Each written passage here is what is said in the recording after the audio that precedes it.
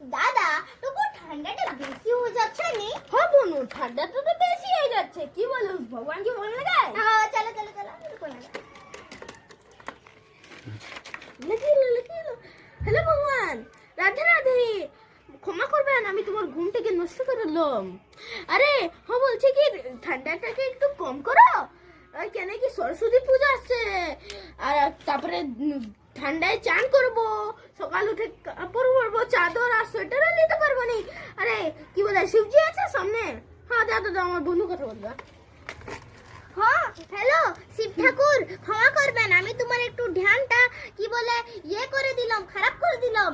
ঠাকুর একটা কথা বলবো তোমাকে, ঠাকুর টুকু ঠান্ডাটা কম করে দাও, সামনে সরস্বতী পূজা আছে, নতুন নতুন কাপড় পরবো, সকাল বেলায় উঠে করে চান করব, পূজা করব, নতুন কাপড় পরবো, সাজবো, ঠাকুর একটু কম করে দাও। আচ্ছা আচ্ছা কম করে দিবে, ঠিক আছে রাখো রাখো। হ্যাঁ চলো দাদা।